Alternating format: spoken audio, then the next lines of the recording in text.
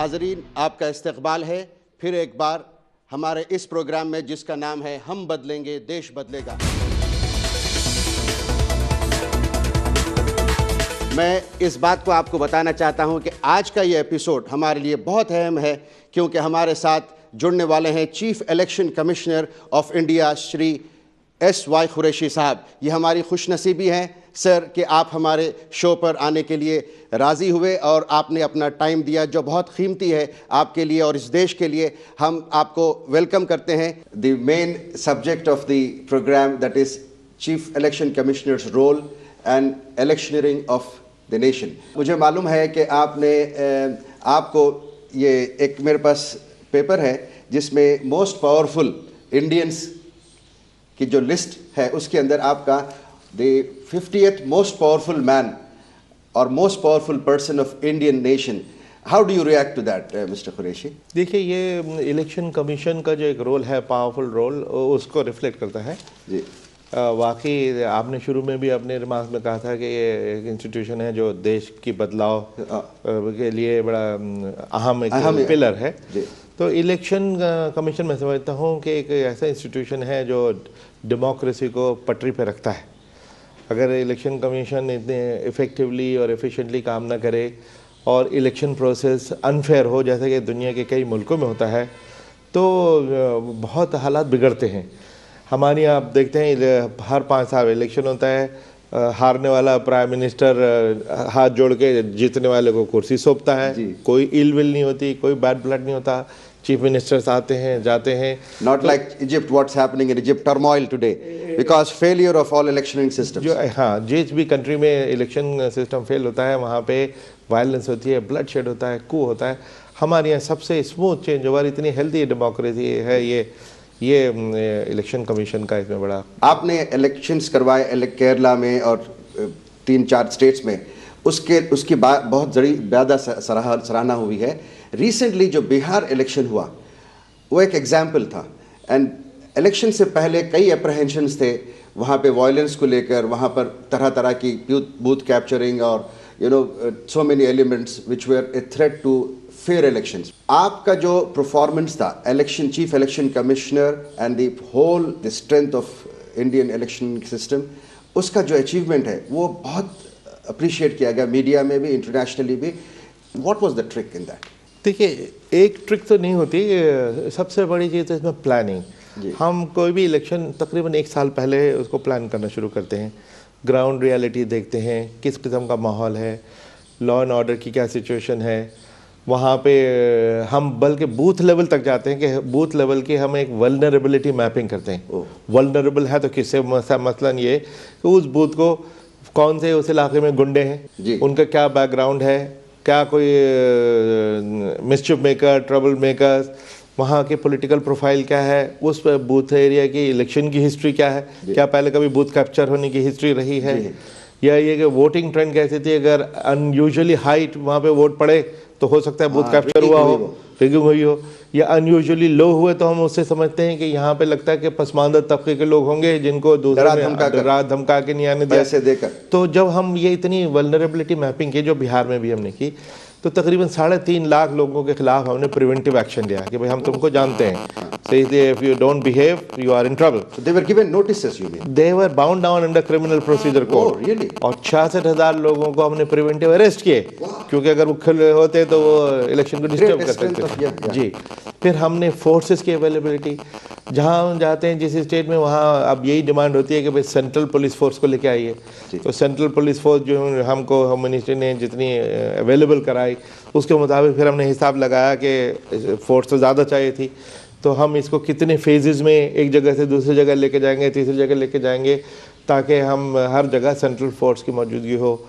और बाकी हमने सारी मशीनरी को सख्त इंस्ट्रक्शन किया, अगर कोई उन्होंने पार्टीजन रोल ज़रा भी हमने देखा कि किसी से पक्षपात कर रहे हैं और लेवल प्लेइंग फील्ड डिस्टर्ब कर रहे हैं, तो उनको हम नहीं छोड़ेंगे, उनके तबादले किए। तो बहुत सारे इक़दाम हैं जो हम करते हैं। हम एक छोटा सा ब्रेक लेंगे, फिर अपनी गुफ्तगू को जारी रखेंगे। Will just come back. नाजरीन, हम बात कर रहे हैं कुरैशी साहब से।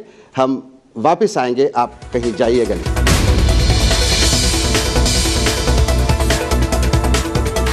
नाजरीन, आपका फिर से इस्तकबाल है हम बदलेंगे देश बदलेगा के इस प्रोग्राम में। हम बात कर रहे हैं chief election commissioner of India Shri SY Qureshi साहब के साथ। कुरैशी साहब, इनिशियली लोग पॉलिटिकल पार्टीज़ की तरफ से रेसिस्टेंस शायद आया हो कि बहुत लंबा इलेक्शन हो रहा है, लेकिन आपने उसको इंसिस्ट करके किया था या there was some other reason? नहीं, पॉलिटिकल पार्टीज से इस पर कोई वो नहीं होता, क्योंकि उनका तकाजा ये होता है कि peaceful and free and fair poll हो। हाँ। उसके लिए अब तो बल्कि कहते हैं, अब जैसे हम लोग कल आसाम गए हुए थे, असम में भी पॉलिटिकल पार्टी ने कहा कि साहब आप 2, 3, 4, 5 कितने भी कीजिए, लेकिन फोर्स होनी चाहिए और जगह जगह लगाइए। इधर बिहार में भी बिहार की गवर्नमेंट ने भी कहा था कि 4 फेजेस की आप परवाह नहीं कीजिए, हर जगह पुलिस सेंट्रल फोर्स का होना ज़रूरी है। तो अब वो फेज़ के इशू को लेके तो कहीं कहीं कोई लोग उठा दें लंबा हो गया। भाई लंबा होने से क्या फ़र्क पड़ता है, पीसफुल और फेयर होना ज़्यादा फेयर होना ज़रूरी है। और देखिए बूथ कैप्चरिंग और रिगिंग के दौर तो ख़त्म हो गए, वो तो किसी की हिम्मत नहीं है, क्योंकि हम ये भी देखते हैं कि ज़रा भी हमको शुबा हो कि यहाँ पे गड़बड़ हुई होगी तो हम रीपोल ऑर्डर कर देते हैं। तो और कई बार तो होता है कि रीपोल में भी अगर गड़बड़ हुआ तो रीपोल का भी रीपोल कर देते हैं। तो अब गुंडों को और ये उनको पता लग गया कि ये जब तक ये लोग सेटिस्फाई होंगे ये छोड़ेंगे तो पीछा नहीं, तो वो तो हिम्मत अब करते नहीं हैं।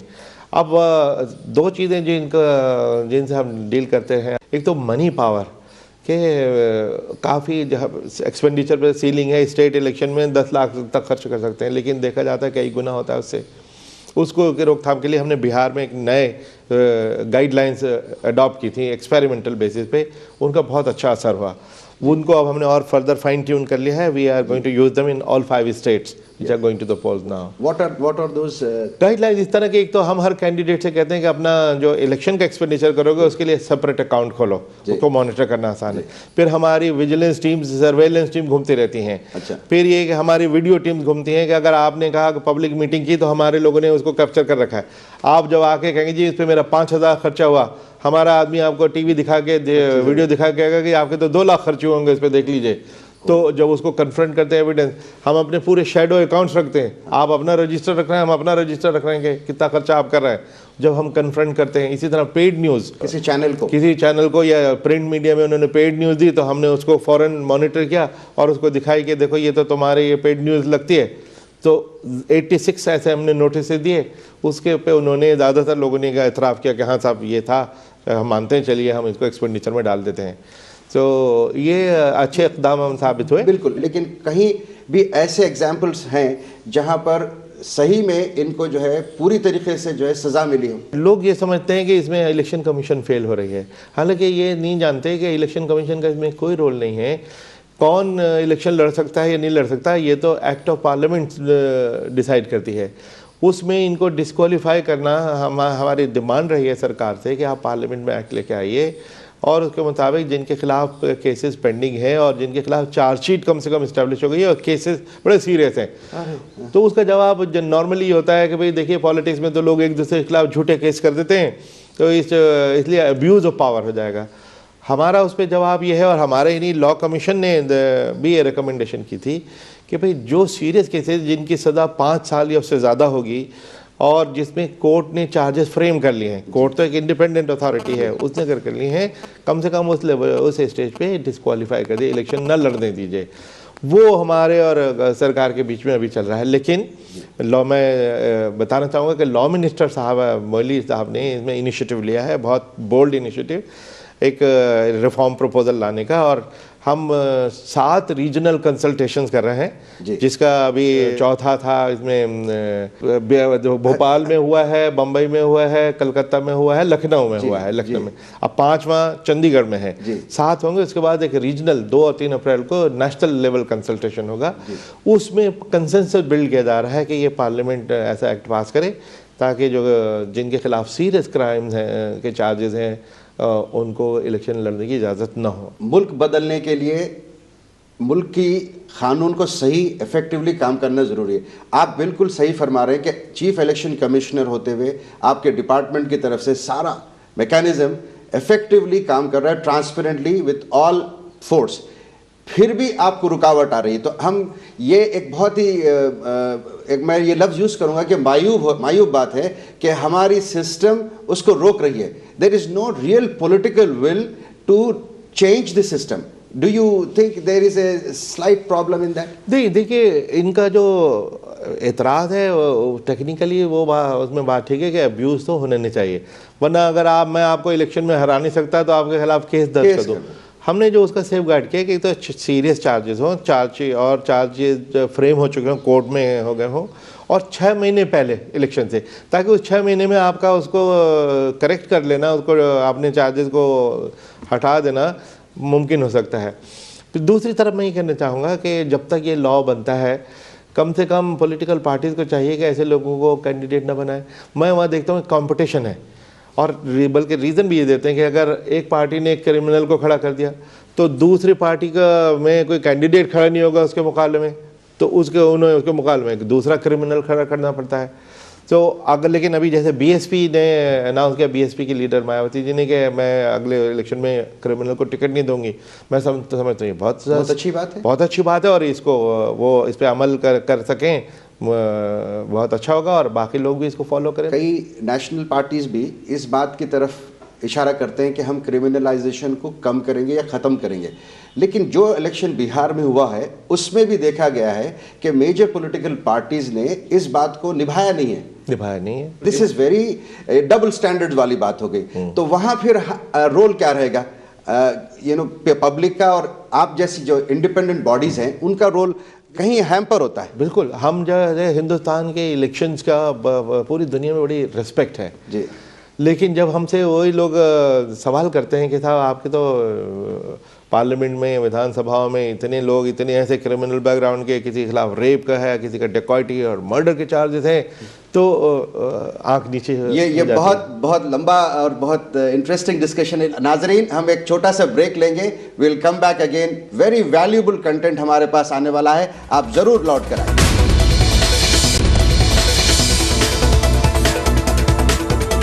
नाजरीन, आपका फिर से इस्तकबाल है हम बदलेंगे देश बदलेगा के इस प्रोग्राम में। हम बात कर रहे हैं chief election commissioner of India Shri SY Qureshi साहब के साथ। कुरैशी साहब, आप बताइए कि वैल्यू ऑफ वोट हिंदुस्तानी के लिए, चाहे वो गरीब हो या अमीर हो, एक गांव में रहता है या एक शहर में दौलतमंद इंसान है, एजुकेटेड है, अनएजुकेटेड है, उसके वोट की वैल्यू होती है। What is the value of vote? देखिए, एक एक वोट इतना कीमती है कि वो एक फ्यूचर बना सकता है। एक मिसाल मैं आपको दूंगा, राजस्थान के जब इलेक्शन हुए तो राजस्थान में वहाँ के कांग्रेस पार्टी के जो president mister CP Joshi ji, वो एक कैंडिडेट थे, और लोग कहते हैं कि अगर वो जीत गए होते तो शायद वो चीफ मिनिस्टर हो सकते थे, वो एक वोट से हार गए। अच्छा, और एक वोट पे हारने पे उन्होंने, जब एक वोट से हार रहे थे तो उन्होंने हमारे अफसरों को फ़ोन किया कि भाई आप हमारे पोस्टल बैलेट्स को रिकाउंट कर दीजिए, शायद उससे कुछ बदल जाए। हमने कहा ठीक है, अपने रिकाउंट कर दिया, फिर वही निकला। फिर उन्होंने कहा जो मशीन में जो टोटल्स आए थे उनको रीटैबुलेट कर दें, जो 10-15 मिनट का काम है वो रीटैबुलेट कर दीजिए। हमने कहा वो भी कर देते हैं, फिर भी एक वोट वो बरकरार रहा। उसके बाद एक तो दो चीज़ें इससे निकल के आई कि एक तो एक वोट की वैल्यू, कि उससे उनका एक फ्यूचर बदल गया। बाद में वो सेंटर में लोकसभा में आया और मिनिस्टर बन गए, सेंटर के मिनिस्टर हैं, वो बात अलग है।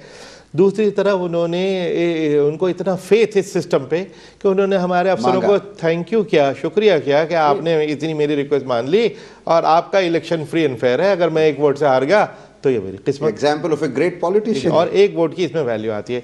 यही वजह है कि हमारा एक पोलिंग बूथ है गुजरात में, गिर फॉरेस्ट में, जहाँ पे सिर्फ एक वोटर है, और उस एक वोटर के पोलिंग बूथ के लिए हमारे पोलिंग पार्टी 3-4 लोगों की जाती है, अपना पोलिंग स्टेशन सेटअप करती है सुबह 7 बजे। और हालांकि वोट दिन में वो जिस वक्त भी दे दे तो हम बंद करके नहीं आते, शाम तक 5 बजे तक खुले रखते हैं, क्योंकि अगर टेक्निकली थ्योरेटिकली कोई आके कहे कि he was not the voter, I am the voter, तो there is a disputed vote there.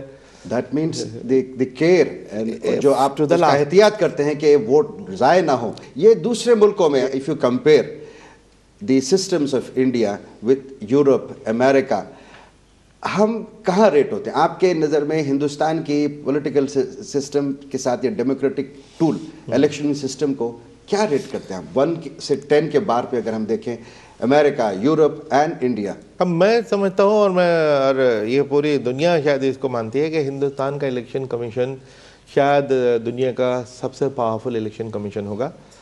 और उसकी जो क्रेडिबिलिटी है बहुत ही हाई है जी। उसके वजह है कि जो हमारे कॉन्स्टिट्यूशन बनाने वालों ने जो एक विजडम था उनका कि उन्होंने इसको इतना पावरफुल इंस्टीट्यूशन बनाया और इसको इंसुलेट किया सरकार के कंट्रोल से, एग्जीक्यूटिव के कंट्रोल से, कि एक दफ़ा चीफ इलेक्शन कमिश्नर लग गया फिर उसको सरकार टच नहीं कर सकती। बाद में सुप्रीम कोर्ट ने हमको इतनी पावर दी, एक तो हमारी इंडिपेंडेंस को उन्होंने बड़ा गार्ड किया कि कोई इसकी इरोजन नहीं होने दी, बल्कि हमें और भी पावर दी। अब यही वजह है कि जब इलेक्शन अनाउंस होते हैं कि हम ऑफिसर्स का जो ट्रांसफ़र करते हैं, पहले ये हम नहीं कर पाते थे, ये पावर नहीं थी, लेकिन अब सुप्रीम कोर्ट के जजमेंट के बाद से एक एग्रीमेंट हुआ था सेंट्रल गवर्नमेंट का हमारा और सुप्रीम कोर्ट के बीच में, जिसके मुताबिक हम जिसको चाहें, अगर जिस पे ज़रा भी शुबह हो कि ये फ्री एंड फेयर इलेक्शन में बाधा बनेगा, उसको जो हम हटाते हैं, ये एक बहुत बड़ी पावर है। बहुत इसी तरह जितनी हम फोर्स चाहते हैं, हाँ, वो लाजमी है होम मिनिस्ट्री के लिए हमको देना, क्योंकि उसके बिना फ्री एंड फेयर पोल अगर नहीं हो पाएगा तो इलेक्शन तो डाउट में हो जाएगा। जैसे आईपीएल के वक्त हुआ है, बहुत बड़ा एग्जाम्पल है हमारे लिए। जो सेकंड आईपीएल था उसमें उन लोगों को साउथ अफ्रीका को शिफ्ट करना पड़ा, लेकिन इलेक्शन कमिश्नर ने अपने नॉर्म्स को चेंज करने के लिए वहां पर राजी नहीं हुआ। बिल्कुल, this is very big example. Europe और अमेरिका का सिस्टम, और वहाँ पे जो हमारी जैसी प्रॉब्लम है ना, वो है भी नहीं। हमारे तो कम्प्लेक्सिटी जितनी ज़्यादा है, जैसे वहाँ पे ये क्रिमिनल बैकग्राउंड वाला और ये बूथ कैप्चरिंग, ये चीज़ें तो वहाँ यूरोप में और अमेरिका में तो ये तो इस तरह की चीज़ तो नहीं होती है। लेकिन हमारे यहाँ इतनी सारे लैंग्वेजेस हैं, कल्चर्स हैं, जोग्राफिकल इतने एरियाज हैं, रीजनलिज्म है, लैंग्वेजेस हैं, हर किस्म हमने उस सब को हैंडल करना होता है। तो हमारा सिस्टम ज़्यादा कॉम्प्लेक्स है, साइज़ में तो बड़ा है ही। हमारा 71 करोड़ वोटर जो हैं, यूरोप के में 50 देश हैं, 50 मिला के भी फिर भी अभी उसके बाद भी हमारे यहाँ 20 करोड़ का और भी गैप है। और 5, 7, 10 कंट्रीज और डाल दीजिए। अफ्रीका में 54 देश हैं, वो सारे मिला के हमसे कम हैं। तो एक तरफ तो साइज़ है, दूसरी तरफ मैंने बताया कि इसमें इवन 1 वोटर 1 बूथ, हम उसकी भी उतनी केयर करते हैं जितनी। हमारे व्यूअर्स को आप ये भी बताइए कि वो जो बूथ है अरुणाचल में, जहाँ पर 3 दिन लगते हैं पैदल जाकर लोगों को अपना बूथ सेट कर, आपके स्टाफ को, आपके ऑफिशियल्स को, क्या टीडियस होता है और कितनी अहमियत की बात है हमको समझने, हिंदुस्तान को समझना चाहिए, हर हिंदुस्तानी को समझना चाहिए कि गवर्नमेंट और हमारी जो मशीनरी है, हमारा कॉन्स्टिट्यूशनल स्ट्रेंथ है, कितना स्ट्रांग है कि हम पहुंच जाते हैं वो हिंदुस्तानी जो वोट के काबिल है वोट दे। तो आप वो उस बात को थोड़ा सा आपकी ज़बान में अगर बताएंगे तो बहुत अच्छा होगा। देखिए, हर वोट इक्वली इम्पॉर्टेंट है। ये हम ये कहें जी ये एरिया डिफ़िकल्ट है, चलो छोड़ दो, हमने 90% कवरेज कर ली तो हम खुश हैं।